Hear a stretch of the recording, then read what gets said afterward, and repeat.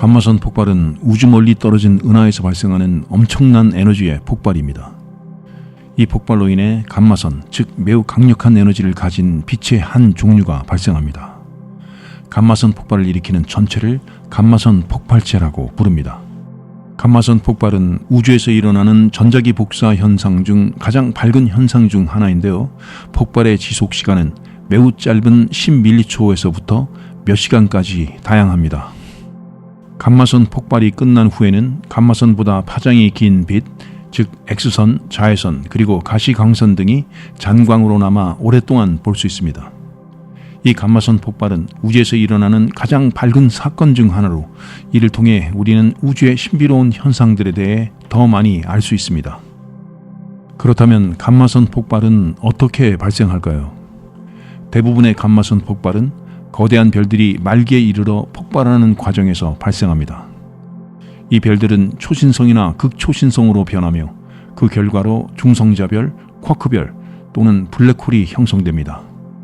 이 폭발 과정에서 강력한 에너지가 발생하고 이 에너지가 좁은 빗줄기 형태로 우주 공간으로 방출됩니다. 그래서 우리는 이 강한 빛을 감마선 폭발로 관측하게 되는 겁니다.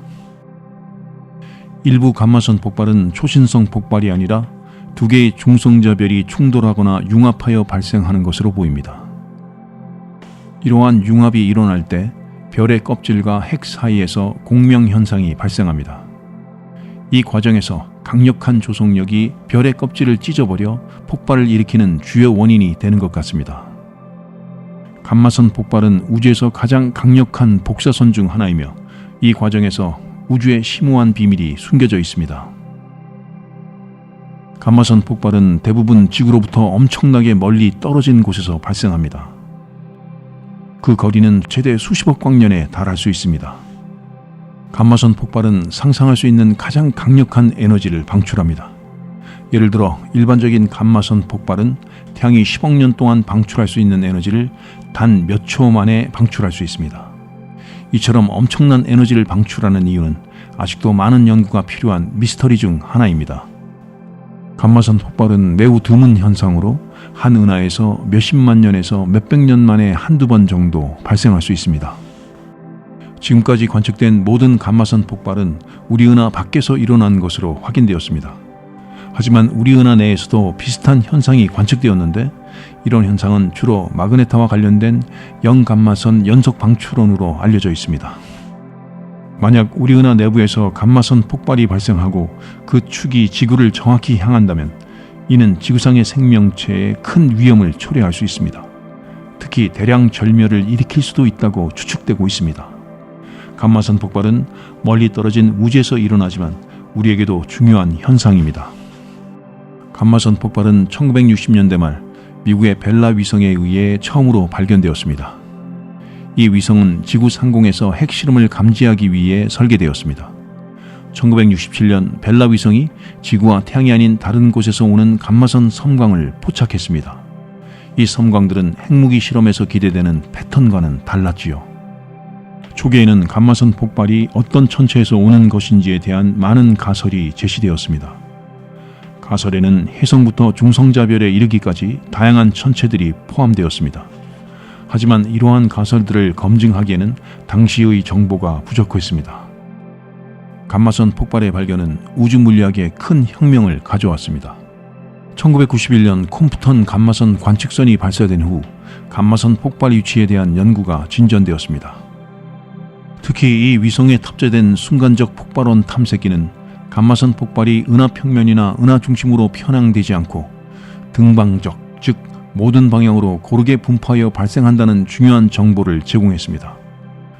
여기서 콤프턴 감마선 관측선은 1991년부터 2000년까지 운영된 우주망원경으로 X선과 감마선 관측을 위한 4개의 망원경과 기타 장비를 탑재했으며 1991년 4월 5일 아틀란타스 우주왕복선에 의해 발사되었습니다. 14년간의 제작 기간을 거쳤고 2000년 6월 4일에 임무를 마쳤습니다. 감마선 물리학에 공헌한 노벨상 수상자 홀리 콤프턴의 이름을 따서 명명되었습니다. 초기에 감마선 폭발을 일으키는 천체의 정체를 밝히기 위해 천문학자들은 다양한 후보들을 조사했습니다. 이 후보들에는 백색 외성, 맥동 전파원, 초신성, 구상성단, 퀘이사, 세이퍼트 은하, 그리고 도마뱀자리 BL 등이 포함되었습니다. 하지만 이러한 노력에도 불구하고 감마선 폭발의 정확한 위치에서 밝은 천체를 찾는 데에는 실패했습니다. 이는 감마선 폭발이 매우 어두운 항성에서 발생하거나 아주 멀리 떨어진 은하에서 발생한다는 것을 시사했습니다. 몇몇 정확하게 위치가 파악된 감마선 폭발의 경우 감마선 위성들이 발견한 위치에 밝은 천체가 없는 것이 명확했습니다. 이러한 관측 결과는 감마선 폭발이 극히 멀리 떨어진 은하에서 발생한다는 결론을 뒷받침했습니다. 감마선 폭발이 일어난 후에는 감마선보다 파장이 긴 빛이 잔유휘광으로 남았습니다. 여기서 잔유휘광이란 주로 천체 물리학에서 사용되는 용어로 특히 감마선 폭발 후에 남아있는 빛을 가리킵니다. 폭발 직후 그 폭발 지점에서 다른 파장, 예를 들어 X선, 가시광선, 그리고 라디오 파장 등의 빛이 계속 방출됩니다. 이 지속되는 빛의 방출을 잔유휘광이라고 합니다. 잔유휘광은 감마선 폭발 이후의 시간에 따라 변화하며 천문학자들은 이를 통해 폭발의 원인과 성질, 주변 환경에 대해 연구할 수 있습니다. 이 잔유휘광은 감마선보다 오래 지속되며 X선부터 전파되어까지 다양한 파장에서 나타날 수 있습니다. 초기에는 이 잔유휘광을 탐지하는 데 어려움이 있었지만 시간이 지남에 따라 관련 기술이 발전하면서 잔유휘광 관측이 가능해졌습니다. 감마선 폭발의 기원을 이해하기 위한 여러 모형이 제안되었습니다. 이들 중에는 폭발 이후 발생하는 강력한 충돌과 그로 인한 에너지 방출이 중요한 역할을 하는 것으로 보고 있습니다. 가장 널리 받아들여지는 가설 중 하나는 두 개의 중성자별이나 중성자별과 블랙홀이 서로 충돌하고 융합하는 과정에서 감마선 폭발이 발생한다는 것입니다. 이 과정에서 엄청난 양의 에너지가 방출되며 이것이 우리가 감마선 폭발로 관측하는 현상입니다. 감마선 폭발은 우주 공간에서 등방적으로, 즉 모든 방향으로 고르게 분포되어 있습니다. 이는 감마선 폭발이 우리 은하의 어느 특정 지역에 국한되지 않고 우리 은하 밖의 은하들에서도 발생한다는 것을 의미합니다. 감마선 폭발은 우주의 가장 극단적인 사건 중 하나로 별의 생명 주기와 우주의 구조에 대한 중요한 통찰을 제공합니다. 이러한 폭발들은 우리에게 멀리 떨어진 은하들의 탄생과 진화 과정에 대한 이해를 깊게 해줍니다. 감마선 폭발 연구는 계속해서 진화하고 있습니다. 앞으로 우리는 더 정밀한 관측 기술과 이론 모델을 개발하여 이 놀라운 현상을 잘 이해할 수 있을 겁니다. 특히 감마선 폭발의 정확한 원인과 그것들이 방출하는 에너지의 본질을 파악하는 것은 우주 물리학의 중요한 과제 중 하나로 남아 있습니다. 감마선 폭발의 연구는 블랙홀, 중성자별, 초신성 등 우주에서 일어나는 다른 극단적인 현상들과의 관계도 밝힐 것으로 기대됩니다.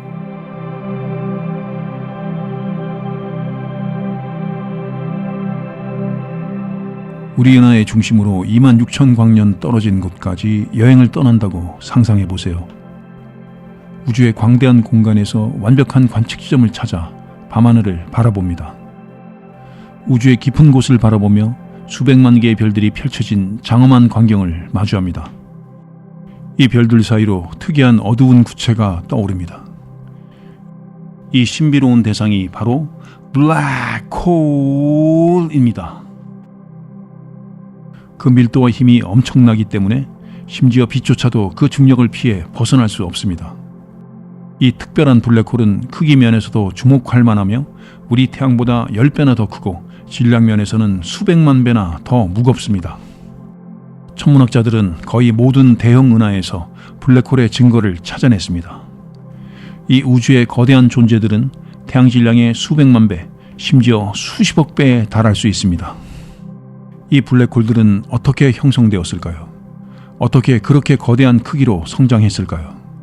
이러한 질문에 대한 답을 찾기 위해 과학자들은 우주의 미스터리를 풀어가고 있으며 별, 행성, 심지어 생명 자체를 형성하는 힘들을 탐구하고 있습니다.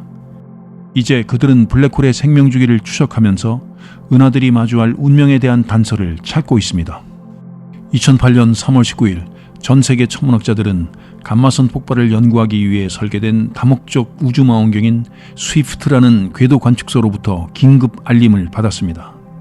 스위프트는 감마선 폭발, 즉 우주에서 발생하는 대격변의 특징적인 초고에너지 빛을 포착했습니다. 이 정보는 지구로 자동 전송되었고 단 몇 초 내에 북미와 남미의 로봇 망원경들이 떠오르는 빛을 향해 관측을 시작했습니다. 천문학자들은 데이터에 접속하여 이 번쩍이는 빛이 얼마나 밝고 강력한지를 파악했습니다. 칠레와 텍사스의 거대한 관측소에서는 특수한 기기를 사용하여 빛을 모든 다른 파장으로 분할했습니다. 이를 통해 빛이 지구에 도달하기까지 얼마나 멀리 여행했는지 알 수 있었습니다. 그들이 발견한 것은 이 빛이 무려 75억 광년 떨어진 곳, 우리가 볼 수 있는 우주의 절반 거리에서 왔다는 것이었습니다. 뉴멕시코의 로스앨로모스 국립연구소에서 로봇 망원경 프로젝트를 이끄는 톰 베스트랜드 연구원은 10년 이상 고에너지 감마선 폭발을 추적해왔지만 이런 것은 전에 본 적이 없다고 합니다. 그는 인류가 감지한 것 중 가장 밝은 것이었다고 합니다. 그는 이것은 75억 년 동안 우리에게 여행해 온 것이며 이것이 도착했을 때 30초 동안 놀랍도록 밝았다라고 말했습니다. 몇 분 뒤 여전히 포화 상태의 징후를 보이며 실제로 맨눈으로 볼 수 있을 정도로 밝았습니다.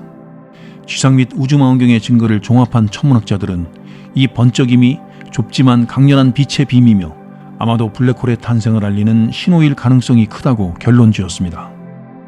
이 특별한 순간은 대형 별의 핵에서 발생한 폭발적인 일련의 사건들의 종착점입니다. 모든 별은 가벼운 원소들을 연소시킴으로써 빛을 발산합니다. 대형 별의 경우 강렬한 열에 의해 이러한 원소들이 탄소, 규소, 그리고 마지막으로 철과 같은 무거운 원소로 융합합니다. 핵융합 반응에서 발생하는 열과 빛은 풍선 속의 뜨거운 공기처럼 별의 거대한 외층이 안쪽으로 붕괴되는 것을 방지하는 외부 압력을 생성합니다. 그러나 결국 연료는 고갈됩니다. 에너지는 별을 통해 우주 공간으로 흘러나가며 이 과정은 영원히 지속될 수 없습니다. 연료가 고갈되면 별은 수축하기 시작합니다. 철로 이루어진 핵이 태양 질량의 약 1.4배로 증가하면 더 이상 자체의 중력에 맞서 견딜 수 없게 되며 결국 붕괴합니다.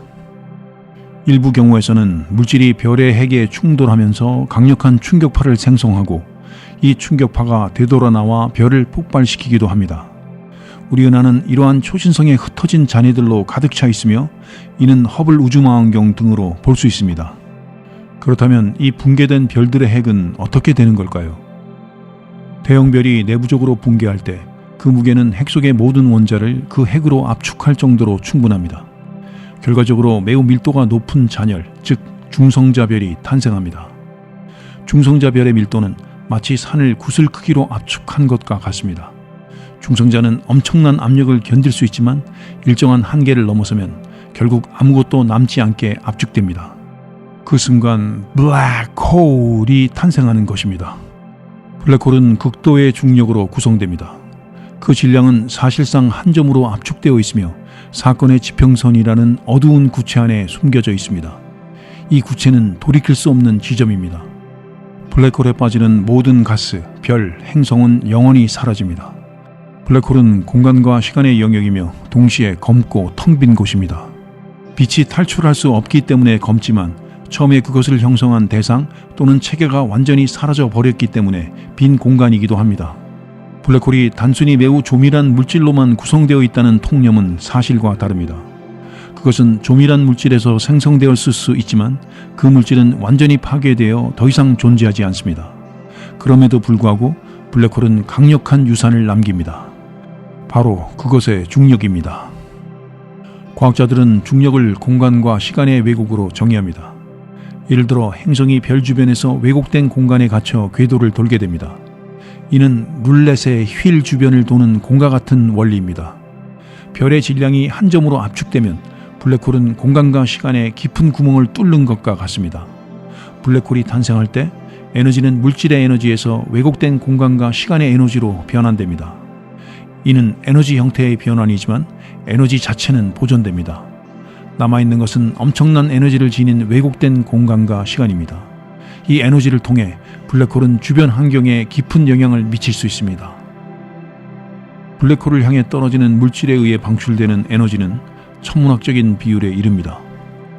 이러한 에너지 방출은 블랙홀이 어두운 곳에 숨어 있다고 알려져 있음에도 불구하고 우주를 가로질러 폭발적인 분출을 일으켰던 증거들의 일부입니다. 과학자들은 이 에너지를 추적하면서 블랙홀의 어두운 중심부로 점점 더 가까이 다가가고 있습니다. 천문학자들은 한때 블랙홀을 별과 은하에 의해 지배되는 것처럼 보이는 우주에서 드문 현상으로 여겼습니다. 그러나 은하와 블랙홀에 대한 조사가 심화됨에 따라 새로운 관점이 등장했습니다. 거의 모든 대형 은하의 중심에는 먼지 구름과 소용돌이 치는 가수 구름 속에 거대한 블랙홀이 숨어 있습니다.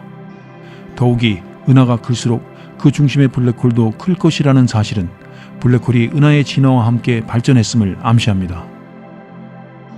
블랙홀과 은하가 어떻게 함께 진화했는지 이해하기 위해 천문학자들은 우주의 역사를 재현하는 새로운 과학 분야를 사용하고 있습니다. 이들은 슈퍼컴퓨터를 이용하여 우주의 역사적 흐름을 시뮬레이션합니다. 이 시뮬레이션은 우주가 시작한 지 수억 년 후로 거슬러 올라가 중력이 방대한 가스 구름을 끌어들여 뜨겁게 달구어진 밀집 중심을 형성합니다. 이 열기는 최초의 별들이 되었으며 이 별들은 뜨겁고 빠르게 살다가 몇백 년 만에 강력한 초신성으로 폭발했습니다. 이 초신성으로부터 첫 번째 블랙홀들이 탄생했을 가능성이 높습니다. 블랙홀이 자신의 축을 중심으로 회전하면서 그 중력은 주변 공간을 마치 회오리 바람처럼 소용돌이치게 합니다. 이 소용돌이는 지평선 근처에서 빠르고 멀리 떨어질수록 느려집니다. 이 소용돌이 속에서 가스와 별들은 빠르게 회전하는 디스크를 따라 블랙홀 안으로 흘러들어갑니다. 이 회전 운동은 자기장을 생성하고 이 자기장은 회전하면서 들어오는 물질의 일부를 높은 에너지의 제트 형태로 외부로 분출시킵니다. 이 과정을 통해 블랙홀의 회전 에너지가 방출됩니다. 이 놀라운 힘의 원천은 아인슈타인의 방정식에 의해 설명되는데 바로 블랙홀 바깥쪽의 극단적인 공간 왜곡입니다.